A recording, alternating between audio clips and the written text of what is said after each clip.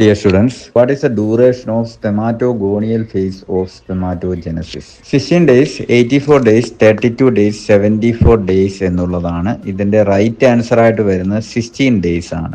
അപ്പോൾ ഇതുമായിട്ട് ബന്ധപ്പെട്ട് നമ്മൾ മനസ്സിലാക്കേണ്ട കാര്യം എന്താണെന്ന് ചോദിച്ചു കഴിഞ്ഞാൽ കുറച്ച് കൺഫ്യൂഷൻ ഉണ്ടാക്കുന്ന കാര്യമാണ്. സ്പെമാറ്റോജെനസിസ് എന്ന് പറഞ്ഞു കഴിഞ്ഞാൽ അതിന് ടോട്ടൽ എടുക്കുന്ന ഡ്യൂറേഷനെ പറ്റി നമുക്കൊരു ധാരണ വേണം. അത് 74 ദിവസമാണ്.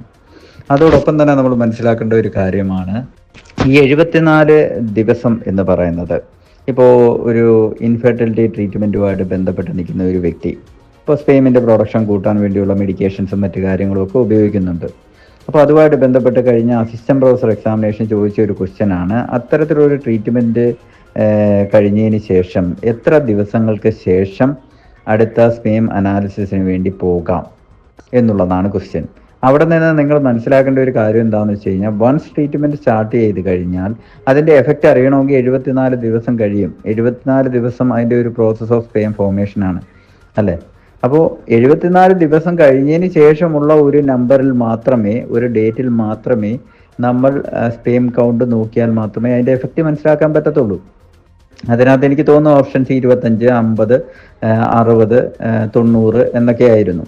അവിടെ നമ്മൾ ഈസി ആയിട്ട് മനസ്സിലാക്കേണ്ട ഒരു കാര്യം 74 അപ്പുറമുള്ള ഒരേ ഒരു ഡേറ്റ് മാത്രം, ഒരേ ഒരു വാല്യൂ മാത്രമേ അതിലുള്ളൂ. അത് 90 ഡേയ്സ് എന്നുള്ളതാണ്. ആ 90 ഡേയ്സ് തന്നെയായിരുന്നു ആൻസറായിട്ട് വന്നത്. അപ്പോൾ ഇവിടെ എന്താണ് നമ്മുടെ ആൻസർ 16ൽ നിൽക്കുന്നത് എന്നുള്ളതാണ് പറഞ്ഞു വരുന്നത്. അപ്പോൾ ഇവിടെ 2-3 ഫേസ് ഉണ്ട്. ഇപ്പോൾ തന്നെ സ്പെമാറ്റോജെനസിസ് എന്ന് പറയുന്നതിനകത്ത് ഉള്ള ഒരു ഘട്ടമാണ് സ്പെമാറ്റോഗോണിയൽ ഫേസ് എന്ന് പറയുന്നത്. അതായത് ഇതിൻ്റെ ഒരു മദർ സെല്ല്, ഒരു ഡിപ്ലോയിഡ് സെല്ല്, അത് ഡിവൈഡ് ചെയ്ത് പ്രൈമറി സ്പെമാറ്റോസൈറ്റ് എന്ന് പറയുന്ന ഒരു സെല്ലായിട്ട് മാറുന്ന ഒരു ഘട്ടമാണ് സ്പെമാറ്റോഗോണിയൽ ഫേസ് എന്ന് പറയുന്നത്. അപ്പോൾ ഈ പറഞ്ഞ മദർ സെല്ല് അല്ലെങ്കിൽ ഡിപ്ലോയിഡ് സെല്ല് കൃത്യമായിട്ട് മൈറ്റോസിസ് എന്ന് പറയുന്ന ഡിവിഷന് വിധേയമായിട്ട് 2 പ്രൈമറി സ്പെമാറ്റോസൈറ്റായിട്ട് മാറുന്നു. അതിനുവേണ്ടി എടുക്കുന്ന സമയമാണ് നമ്മൾ പറഞ്ഞു വെച്ചേക്കുന്ന ഒരു 16 ഡേയ്സ് എന്ന് പറയുന്നത്. ഇനി ഈ പ്രൈമറി സ്പെമാറ്റോസൈറ്റ് എന്ന് പറയുന്നത് പിന്നീട് ഡിവൈഡ് ചെയ്യാൻ വേണ്ടി പോവുകയാണ്. ഡിവൈഡ് ചെയ്യുന്നത് അത് മിയോസിസ് ഫേസിലൂടെയാണ് ഡിവൈഡ് ചെയ്യുന്നത്. മൈറ്റോസിസും മിയോസിസും തമ്മിലുള്ള പ്രധാനപ്പെട്ട വ്യത്യാസം എന്താണെന്ന് നിങ്ങൾക്കറിയാം. മൈറ്റോസിസ് എന്ന് പറയുന്ന സെൽ ഡിവിഷനിൽ എത്ര ക്രോമസോം നമ്പർ ആണോ മദർ സെല്ലിലുള്ളത് അത് തന്നെ ഡോട്ടർ സെല്ലിലും റിട്ടേൺ ചെയ്യപ്പെടും. 46 ക്രോമസോമാണ് നമ്മുടെ ഓരോ സെല്ലുകളിലും ഉള്ളത്, അത് തന്നെ അതിൻ്റെ ഡോട്ടർ സെല്ലും ഉണ്ടാവും. പക്ഷെ മിയോസിസ് എന്ന് പറയുന്ന ഡിവിഷൻ നടക്കുന്ന സമയത്ത് 46 എന്ന് പറയുന്ന ക്രോമസോം നമ്പറിൽ നിന്ന് അതിൻ്റെ 2 ഘട്ടങ്ങൾ പൂർത്തിയാക്കുമ്പോൾ മിയോസിസ് 1 and 2 എന്ന് പറയുന്ന 2 ഘട്ടങ്ങളുണ്ട്. 2 ഘട്ടങ്ങൾ പൂർത്തിയാക്കുമ്പോഴത്തേക്ക് ക്രോമസോം നമ്പർ പകുതിയായിട്ട് മാറും ഡോട്ടർ സെല്ലിൽ നിന്ന്. അപ്പോൾ ഈ ഡോട്ടർ സെല്ലിൽ ഉണ്ടാവുന്ന ക്രോമസോം അല്ലെങ്കിൽ ഉള്ള ക്രോമസോമിൻ്റെ നമ്പർ 23 മാറും. ഒരു സെൽ ഡിവിഷനിൽ തന്നെ ഏകദേശം 4 സെല്ലുകളാണ് ഫോം ചെയ്തു വരുന്നത്. മുകളിൽ മൈറ്റോസിസുമായിട്ട് ബന്ധപ്പെട്ട് 2 സെല്ലുകളാണ് ഫോം ചെയ്തു വരുന്നത്.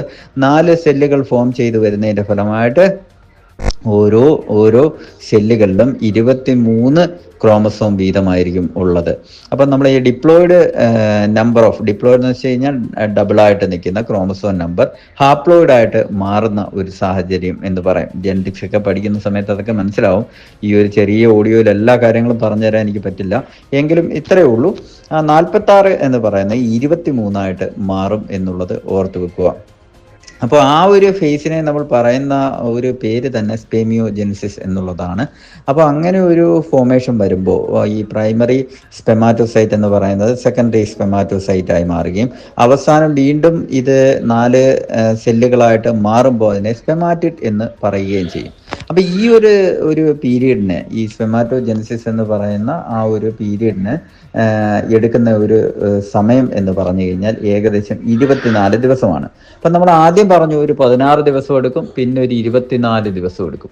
ഇനി അടുത്ത ഘട്ടം എന്താണെന്ന് ചോദിച്ചു കഴിഞ്ഞാൽ ഈ സ്പെമാറ്റിഡ്സിന് ഒരു സീരീസ് ഓഫ് മോർഫോളജിക്കൽ ചേഞ്ചസ് വരുന്ന ഒരു ഘട്ടമാണ്. ഈ മോർഫോളജിക്കൽ ചേഞ്ചസ് വരുന്ന ഘട്ടം എന്ന് പറയുമ്പോൾ നിങ്ങൾ ഇത്ര ആലോചിച്ചാൽ മതി. ഷേപ്പ് ചെയ്യുകയാണ്.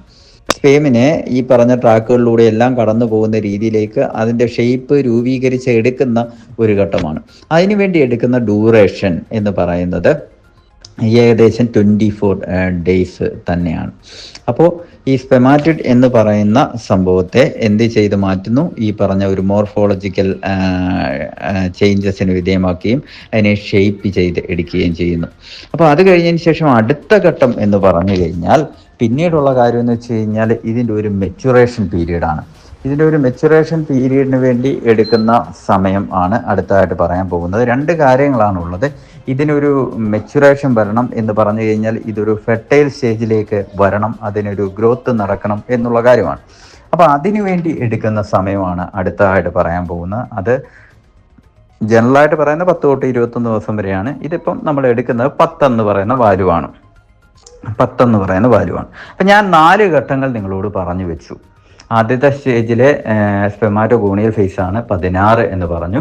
അത് കഴിഞ്ഞതിന് ശേഷം 24 എന്ന് പറയുന്ന ഒരു ഘട്ടം പറഞ്ഞു, അതൊരു മിയോസിസ് സ്റ്റേജാന്ന് പറഞ്ഞു. അത് കഴിഞ്ഞതിന് ശേഷം മോർഫോളജിക്കൽ ചേഞ്ചസ് വരുന്ന ഒരു 24 പറഞ്ഞു. അത് കഴിഞ്ഞതിന് ശേഷം മെച്ചുറേഷൻ ഫേസ് എന്ന് പറയുന്നത് ഒരു 10 പറഞ്ഞു. അപ്പോൾ ഇതെല്ലാം കൂടെ ഒന്ന് ആഡ് ചെയ്യാൻ പറ്റുമോ ഒന്ന് നോക്കാം. നമുക്ക് അറിയാം 16ഉം 24ഉം കൂടെ ആഡ് ചെയ്ത് നോക്കാം. അപ്പോൾ നമുക്ക് 40 എന്ന് കിട്ടും. ഈ 40ൻ്റെ കൂട്ടത്തിൽ ആ മോർഫോളജിക്കൽ ചേഞ്ചസിന് വേണ്ടി എടുക്കുന്ന സമയം 24 തന്നെയാണ്. 40 + 24 എന്ന് നോക്കുമ്പോൾ നമുക്ക് 64 എന്ന് കിട്ടും. ഈ 64ൻ്റെ കൂട്ടത്തിൽ വീണ്ടും നമുക്കൊരു 10 ദിവസം മെച്ചുറേഷന് വേണ്ടി വരുന്ന സമയമാണ്. അത് 74 എന്നുള്ള നമ്പറിൽ പോയി നിൽക്കും.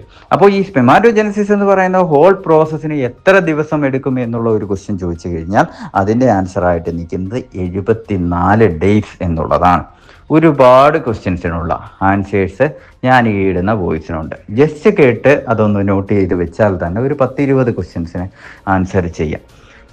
നിങ്ങൾ തീർച്ചയായിട്ടും ഇത് ജസ്റ്റ് കേട്ട് കളയുക എന്നതിനുപരിയായിട്ട് ഞാൻ പറഞ്ഞ കൂട്ട് നിങ്ങളുടെ നോട്ട് ബുക്കിൽ ഇതുമായിട്ട് ബന്ധപ്പെട്ടുള്ള കാര്യങ്ങൾ കുറിച്ച് വെക്കുക. ഒരു പക്ഷേ നിങ്ങൾ പരീക്ഷയ്ക്ക് പോകുന്നതിന് മുമ്പ് ഈ ഒരു ഇൻഫോർമേഷൻ എങ്ങും എവിടെയും കിട്ടിയെന്ന് വരില്ല. അങ്ങനെ പറയാനുള്ള കാരണം എന്താണെന്ന് ചോദിച്ചു കഴിഞ്ഞാൽ നമ്മൾ OBG പോലുള്ള കാര്യങ്ങൾ വളരെ ഡെപ്തിൽ എടുക്കുന്ന സമയത്താണ് അതുമായിട്ട് ബന്ധപ്പെട്ടുള്ള കാര്യങ്ങൾ കൃത്യമായിട്ടും പറഞ്ഞു പോകുന്നത്. ഈ റീപ്രൊഡക്റ്റീവ് സിസ്റ്റത്തെ പറ്റി പറയുന്ന സമയത്ത് ഫീമെയിൽ റീപ്രൊഡക്റ്റീവ് സിസ്റ്റം മാത്രം പറഞ്ഞു പോകുമ്പോൾ പല ആൾക്കാർ മിസ് ചെയ്യുന്ന ഒരു ഏരിയയാണ്. പക്ഷേ ഈ ഏരിയയിൽ നിന്ന് ഒരുപാട് ക്വസ്റ്റ്യൻസ് ചോദിക്കുന്നുണ്ട്. ഓക്കെ, അപ്പോൾ ആ ഒരു രീതിയിൽ തെറ്റിദ്ധരിക്കുന്നത് കൊണ്ട് അല്ലെങ്കിൽ പഠിപ്പിക്കുന്ന സമയത്ത് മിസ്സായി പോകുന്നതുകൊണ്ടാണ് ഇങ്ങനെയുള്ള ക്വസ്റ്റ്യൻസ് കൂടി ഞാൻ പരിചയപ്പെടുത്തി മുന്നോട്ട് പോകുന്നത്. തീർച്ചയായിട്ടും വളരെ ആധികാരികമായിട്ട് പഠിച്ചു പോകേണ്ട ഒരു ഘട്ടമാണ്.